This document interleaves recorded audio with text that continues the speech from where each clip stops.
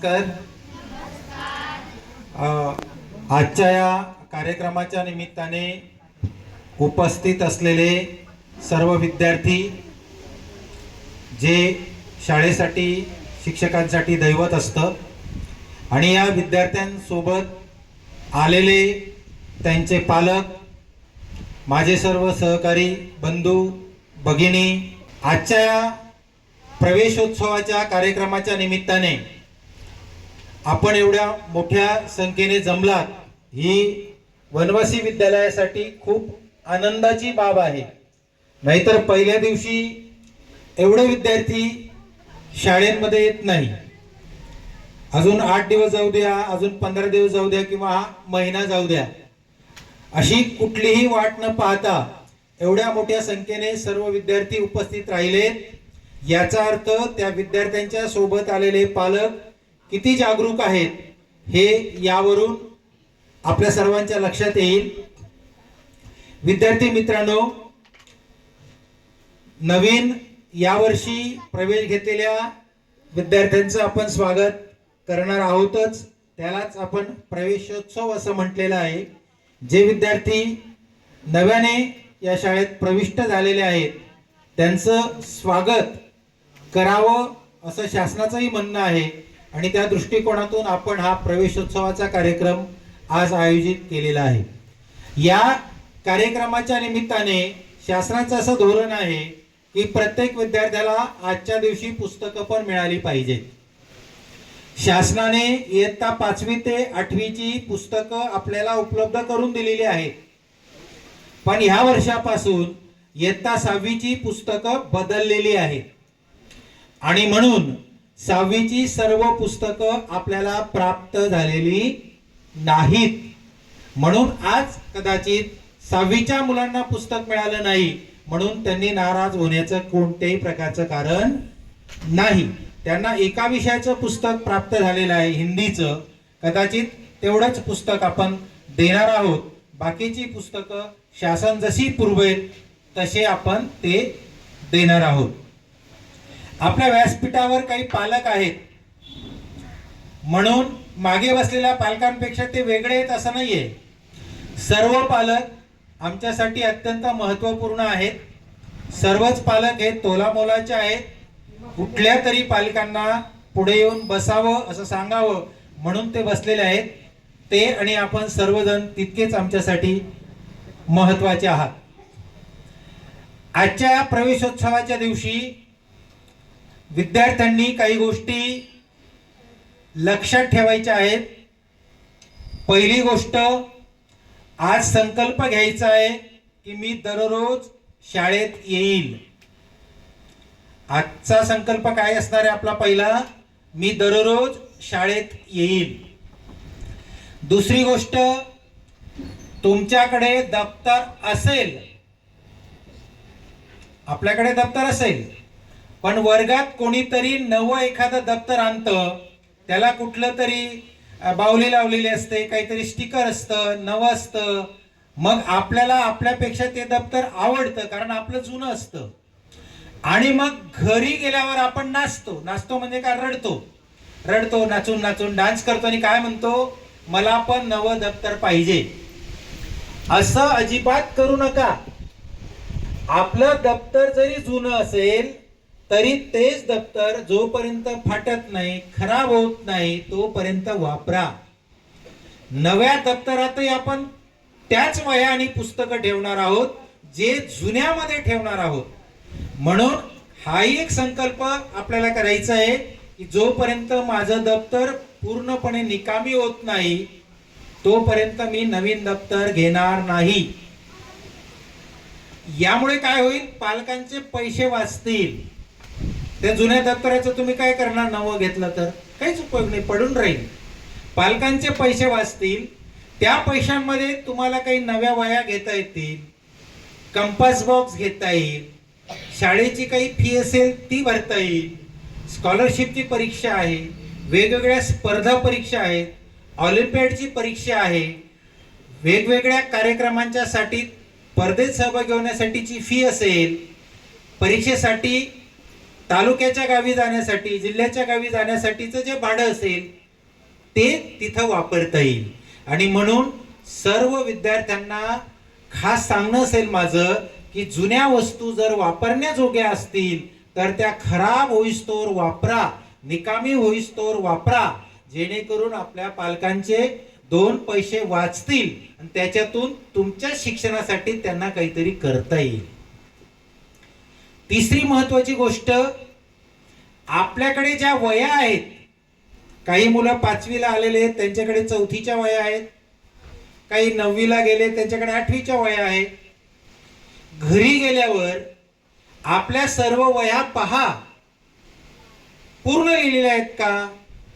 पूर्ण लिहिलेल्या असतील तर रद्दीत द्या. पण जर त्यातली काही पानं कोरी असतील तर कृपा करून त्या वह्या रद्दीत देऊ नका.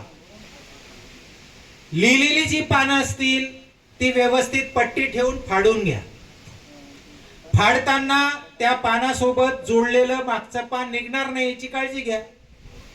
तुम्हाला माहितीये वह्यांची पानं जोडलेली असतात, एक पान वरती एक पान खाली, म्हणजे एक मोठा कागद असतो त्याची घडी केलेली असते. अशा खूप साऱ्या घड्या करून आणि मग त्याला शिवलेलं असतं किंवा डकवलेलं असतं किंवा पिनिंग केलेलं असतं. वरचं पान फाडलं की मागचं निघून जातं. म्हणून वरचं पान फाडताना वरती पट्टी ठेवा, एवढी पट्टी शिल्लक ठेवा आणि पान फाडा, म्हणजे मागचं पान वेगळं होणार नाही. ही वही सुद्धा तुम्हाला वापरता येईल, आमच्या शाळेत चालणार आहे. आपल्या वनवासी विद्यालयात असा नियम नाहीये की तुमची वही नवी असली पाहिजे. मागच्या वर्षाची जी जुनी वही आहे त्यात लिहिलेले पानं व्यवस्थित फाडा आणि ती जी उरलेली पानांची वही असेल ती वही तुम्ही वापरा. ती संपेल तेव्हाच तुम्ही नवी वही घ्या. याच्याने खूप सारे फायदे होणार आहेत. एक, आई वडिलांचे पैसे वाचणार आहेत. माझे आई वडिलांना विनंती असणार आहे, पालकांना विनंती असणार आहे की त्यांनी घरी गेल्यावर आपल्या मुलांच्या वह्या पहा. जर त्यातली काही पानं कोरी असतील, आता 100 पेजेस वही आहे, तिचे 70 पानं भरले तरी 10-12 पानच कोरे असतील तर ठीक आहे, ती रद्दीत जाईल. पण 100 पेजेस वही आहे, तिचे 12, 13, 20, 30 पानं फक्त लिहिलेले आहेत आणि उरलेली पानं निम्म्यापेक्षा जास्त पानं जर कोरी असतील ती वही मात्र वापरा. ज्या वहींमध्ये फक्त 15-20 पानं आहेत अशी वही तुम्हाला निबंधाला कामास येते. वर्षभरात 10-12 निबंध लिहिले जातात, त्याला 15-20 पानं फक्त लागतात, 10-15-20 पानं लागतात. म्हणजे निबंधासाठी नवीन 10 रुपयाची वही घेण्यापेक्षा जुनीच वही वापरली तर तुमचे 10 रुपये वाचतायत. 3 विषयाच्या निबंध वह्या असतील, मराठी, हिंदी, इंग्रजी, तर 30 रुपये तुमचे वाचलेत. तो पैसा पालकांना वेगळ्या कामासाठी वापरता येईल. फक्त पालकांचे पैसे वाचावेत म्हणून नाहीये, याच्याने राष्ट्राचा पैसा वाचणार आहे. आपण दिलेली रद्दीतली वही ही पुन्हा पुढे जाते, पुन्हा रिसायकलिंग मध्ये आणण्यासाठी त्याच्यावर वेगवेगळ्या प्रक्रिया केल्या जातात.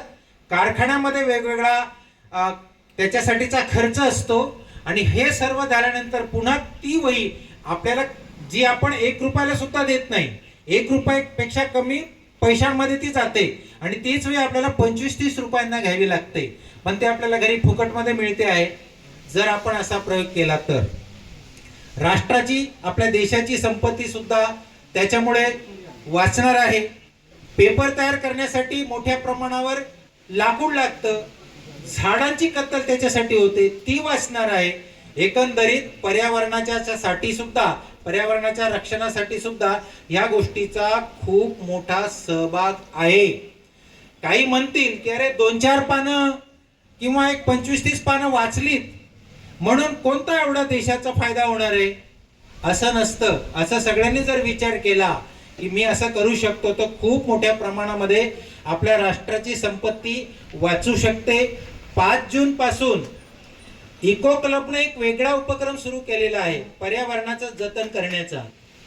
त्यामध्ये बरेच लोक, ज्या काही बिया आहेत, वेगवेगळ्या प्रकारच्या बिया असतील, कडुलिंबाच्या बिया असतील, आंब्याच्या कोई असतील, जांभळाच्या बिया असतील, अशा वेगवेगळ्या वनस्पतीच्या साठी त्या बिया, त्या वनस्पतींची लागवड करण्याच्या हिशोबाने त्या बिया वेगवेगळ्या ठिकाणी टाकतात आणि रोपांची, म्हणजे रोपं तयार करून वेगवेगळ्या ठिकाणी लावतात. हा उपक्रम सुरू आहे, आपणही तो करावा. ही आज प्रवेशोत्सवाच्या दिवशी महत्वाचं आहे, याची जाणीव आपल्याला झाली पाहिजे. कमीत कमी आपण एक झाड तरी नव्याने यावर्षी लावलं पाहिजे. प्रत्येक जण लावेल? प्रत्येक जण लावेल? आवाज नाही येते? अरे मोठ्याने.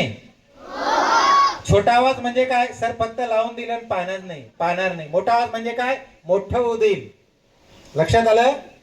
आणि आई वडिलांची जी स्वप्न आहेत ती आपल्याला पूर्ण करायची आहेत. आज या 15 जूनच्या प्रवेशोत्सवाच्या निमित्ताने सर्वांनी एक लक्षात ठेवायचं आहे की आई वडील आपल्यासाठी मेहनत करतात. बघा, ते कष्ट करतात, मेहनत करतात, फाटके कपडे वापरतात, जुने कपडे वापरतात, पण तुम्हाला नवे कपडे घेऊन देतात. म्हणजे ते मेहनत करतात आणि तुमच्यासाठी वेगळी स्वप्न पाहतात. आपल्याला सुद्धा या दिवशी काय करायचं आहे? त्यांच्या मेहनतीला फळ कसं येईल यासाठी प्रयत्न करायचा आहे. फळ येण्यासाठी तुम्हाला काय करावं लागेल? अभ्यास करावा लागेल. बघा, ते मेहनत करतात म्हणजे रोप लावतायत आणि तुम्ही अभ्यास करतायत म्हणजे त्याला पाणी देतायत आणि खत घालतायत आणि ते मोठं झालं की त्याला फळ येईल. म्हणजे आई वडिलांच्या मेहनतीला फळ येण्यासाठी तुम्हाला खूप मेहनत करावी लागेल, खूप कष्ट करावे लागतील. म्हणजे अभ्यास करावा लागेल. कष्ट म्हणजे अभ्यास करावा लागेल. मग खेळायचं नाही का? खेळायचं, पण दिवसभर खेळत बसायचं असं पण नाही. मग खेळायचं म्हणून मोबाईल खेळायचा का? अजिबात नाही. मोबाईल मध्ये असलेले गेम खेळण्याने आपल्या डोळ्यांवर परिणाम होतो, आपल्या तहानेवर परिणाम होतो. आपल्याला पाण्याची तहान लागत नाही. तुम्ही प्रयोग करून पहा. जी मुलं मोबाईल खेळतात त्यांना तहान पण लागत नाही. त्यांना तुम्ही जेवायला बोलवलं तर ते जेवायला सुद्धा येत नाही.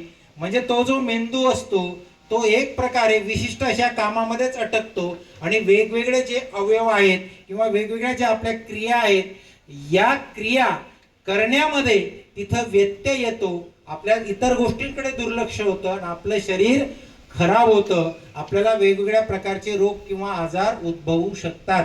कामापुरता, अभ्यासापुरता मोबाईल वापरला तर हरकत नाही. आज या प्रवेशोत्सवाच्या दिवशी एवढे पालक आलेले आहेत. या पालकांना माझी कळकळीची विनंती आहे. जसं तुम्ही आज मुलांना इथं पहिल्या दिवशी शाळेत सोडायला आणलं, आवाज येतोय का मागे पालकांना? अच्छा. तर माझी एक विनंती राहील, तुम्हाला आपल्या मुलाने किंवा मुलीने जर असा निरोप दिला की वनवासी विद्यालयात पालक मेळावा आहे, तर माझी हात जोडून विनंती की आपण जरूर या. कारण आपले मुलं कसे वागतायत, आपले मुलं किती चांगलं काम करतायत, आपल्या मुलांकडून काय चुकतंय, त्यांनी काय करायला पाहिजे, या सर्व गोष्टी त्या पालक मेळाव्यात सांगितल्या जातात. पण तुम्ही जर नसाल तर त्याचा काही उपयोग फारसा होत नाही. म्हणून जसं आपण आज आलात तसं पालक मेळाव्याला सुद्धा मोठ्या संख्येने आपण उपस्थित राहा. जे आज आलेले नाहीये अशा पालकांना सुद्धा त्याची माहिती आपण द्यायची आहे. आज आपल्याला नवी पुस्तकं दिली जाणार आहेत. शासन 100% पुस्तकं देत नाही. एक 70%, 75%, 80% पुस्तकं देतं. मग जी मुलं सुरुवातीला येतात त्यांना नवी पुस्तकं मिळतात. जी मुलं उशिरा शाळेत येतात, 2-4 दिवसांनी येतात, 8 दिवसांनी येतात, काही तर 15 दिवसांनी पण येतात, मग त्यांना जुनी पुस्तकं मिळतात. तिथे आमचा दोष नाहीये. आम्ही नवी पुस्तकं वाटणार आहोत. आता जी मुलं उशिराने येतील त्यांना जुनी पुस्तकं कुठून देणार? त्याच्यासाठी तुम्हाला जी आधी पुस्तकं दिली आहेत मागच्या वर्षी, ती पुस्तकं तुमच्याकडे व्यवस्थित तुम्ही जतन करून ठेवलेली आहेत. ती पुस्तकं शाळेत घेऊन यायची आहेत. उद्या घेऊन या, परवा घेऊन या, 3 दिवसांनी जमलं तेव्हा घेऊन या. आता भले तुम्हाला नवीन पुस्तकं मिळतील, पण तुम्हाला दिलेली जी पुस्तकं आहेत ती आपल्या भावंडांना मिळाली पाहिजेत. जी मुलं उशिराने येतील, ज्यांना नवी पुस्तकं मिळणार नाही, संपून जातील, त्यांना जुनी पुस्तकं मिळाली पाहिजेत. म्हणून आपलं पण कर्तव्य आहे की फ्रीमध्ये मिळालेली, मोफत मिळालेली जी पुस्तकं आहेत मागच्या वर्षाची, ती पण आपण जमा करायची आहेत. जेवढे असतील तेवढे द्या. एखादं पुस्तक मिळालं नसेल, एखादं पुस्तक खूपच फाटलं असेल तर समजू शकतो. पण जी पुस्तकं चांगली आहेत, सुस्थितीत आहेत, ती शाळेत देणं हे आपलं कर्तव्य आहे. पालकांनी पण हे लक्षात ठेवा. घरी गेल्यावर मागच्या वर्षी मिळालेली पुस्तकं पुन्हा शाळेमध्ये मुलांना देण्यासाठी त्यांच्याकडे द्या. म्हणजे ते शाळेत व्यवस्थित जमा करतील त्याच्या नोंदी पण इथे केल्या जात आहेत. वर्षभर नियमित शाळेत या, चांगलं शिका. शिस्तीबद्दल कधी कधी शिक्षक रागावतील तर थोडंसं तेवढं सहन पण आपण करायचं आहे. पालकांना एक विनंती असणार आहे, आपल्या घरात 2 मुलं असतात, 3 मुलं असतात, 1 मुलगा असतो, तरी सुद्धा आपण किती रागावतो, कधी कधी त्याला मारून पण बसतो. एकच असतो तरी 2च असतात तरी या वर्गात 80, 85, 90 असतात.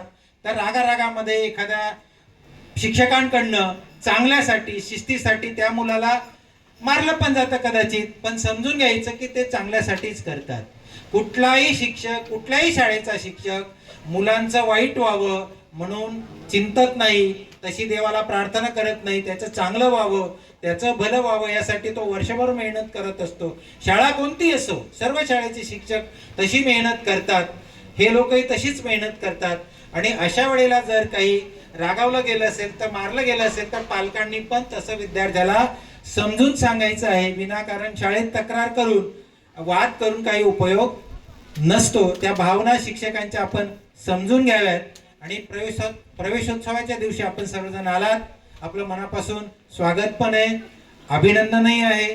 आणि यापुढे आपण अशी शाळेला भेट देत राहावी, एवढं बोलून मी इथे थांबतो.